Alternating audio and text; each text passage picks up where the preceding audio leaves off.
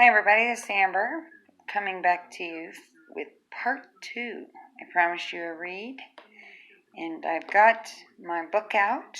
It's The Oracle of the Mermaids by Lucy Cavendish. Behind me is my favorite tarot deck by Medieval Scapini Tarot.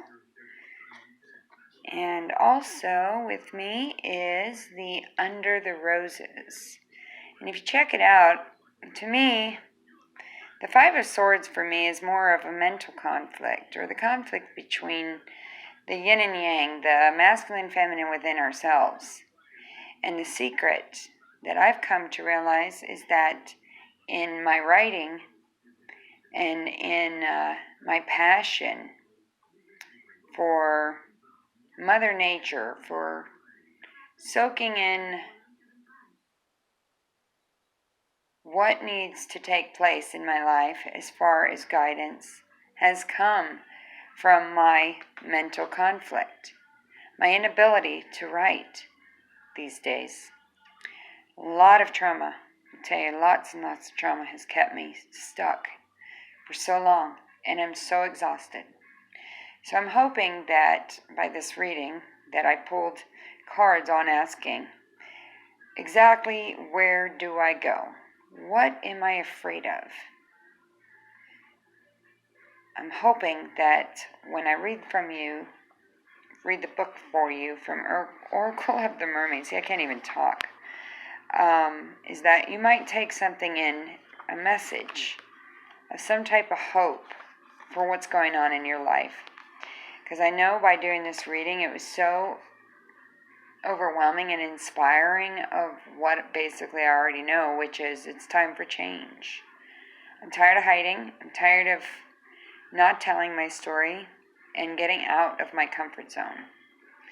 So here we go with the first one, which is Time and Tide, number 18. It says, feeling disconnected and not interacting with nature or world in a way that reinforces its sanctity. Being very mechanical and real about everything to the point that the mysteries of life and your place in the great will get annihilated. Not taking time out to walk the shore and speak with the creatures of the ocean. Feeling that your energy and its expression alone or with others makes no difference to the world. Feeling that rituals, spells, and other divine actions are dangerous and scary and unnatural, or somehow evil. Leftover religious beliefs, superstitions, remnants that cause you to disengage for fear of doing something wrong, when that is the greatest sadness of all. Feeling it is better to do nothing than to make a mistake. That's how I've been feeling lately. I'm afraid of exposing myself, getting myself out there. Why? Because I can't seem to calm myself. I get so excited and so worked up that people run away. And so I tend to just shut back down.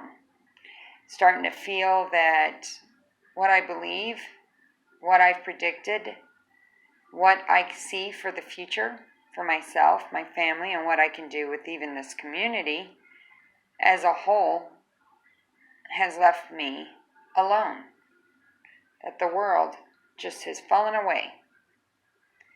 And that I need to write out. I need to get my fears and my thoughts out on paper and out in the world and not be ashamed of who I am. So for the ones of you that have followed my story, who know me in person, I really am sorry. I'm sorry that I've been overwhelming, and I'm working on it. But to tell you the truth, it's hard to be alone. It's hard to feel this way and not be able to express myself in the only way I know how. So I sing, I write, and I will write, and I will sing and dance to get all this negative energy out of me. The past traumas, the fear of rejection, those are my lessons. So I'm hoping that you guys will open your eyes to what lessons that you need to work on. Admit to your own truths and work on it. Be patient with yourself and love yourself no matter what. Because, as it says here, it is a time for well thought through active connection, a ritual or spell with the realm of the mer beings, with the sea, with her creature. When done with great formality and mindfulness, many acts can be magical and reconnect us to the sacred within us and outside of us. You may wish to ritually bathe in a tidal pool, which could be a naturally formed rock pool or sacred bath time you create for yourself. As you bathe in the sacred healing pool, allow the pool and the waters to drain away nothing that must be left behind for you to go forward again. To go to your own personal high tide, a change of tide. The saltwater crystals will drag through the auric layer, clearing and cleansing, leaving you feeling light and free, yet very present and clear.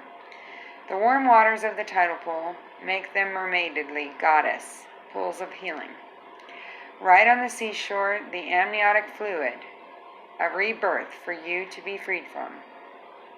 Or you may wish to create sandcastles or mandalas or sculptures near the tide line.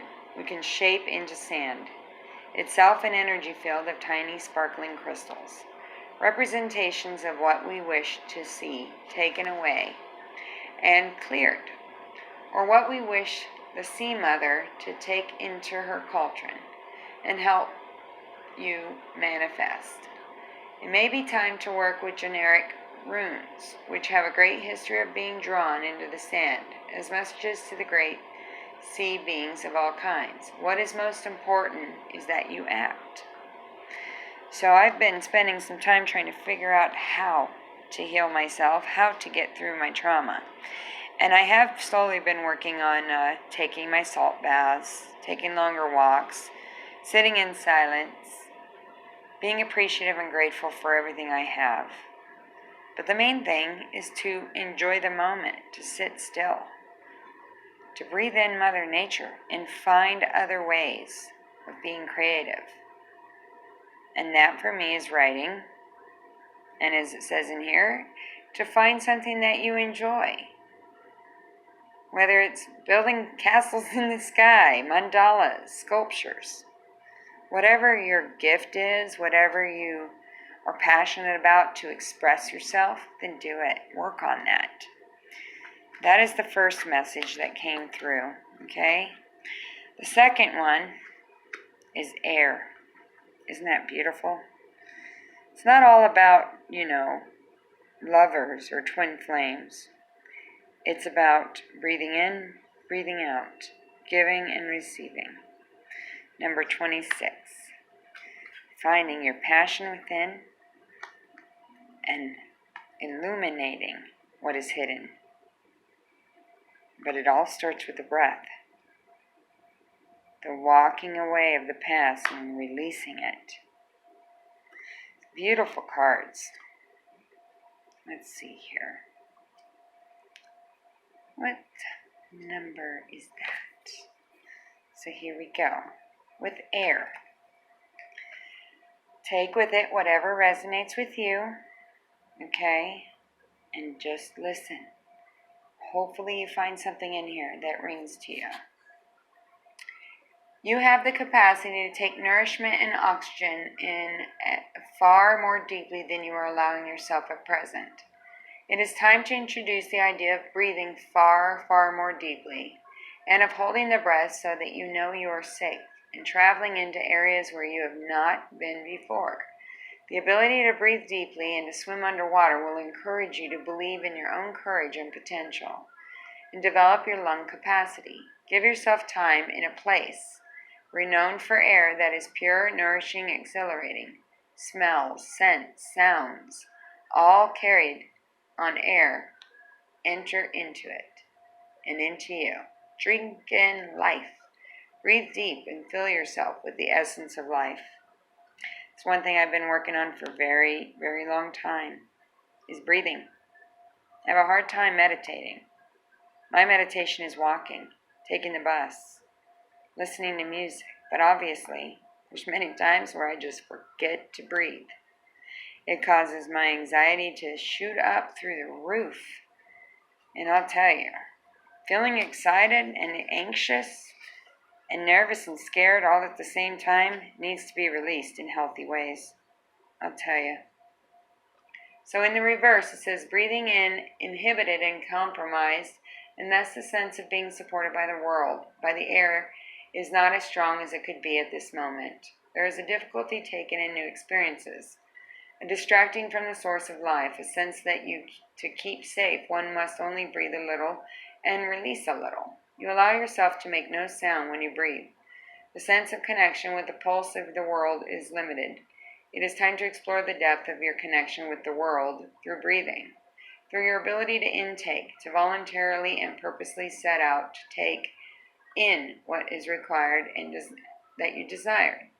Deep and full breathing is something you can teach yourself and train yourself to do, but first you must allow yourself. If you're intentionally harming your capacity to breathe through smoking or breathing in toxic fumes or pollutions, do try to replenish and nourish your lungs. Let smoking go. Let breathing in toxic fumes go. What is your breath contributing to the planet?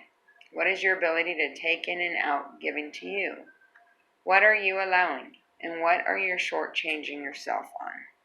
Well, I guess that tells you I need to quit smoking. Quit smoking and stop whatever is holding us back. We got to work on this and walk away from it. Let it go. Our lungs and our bodies need us.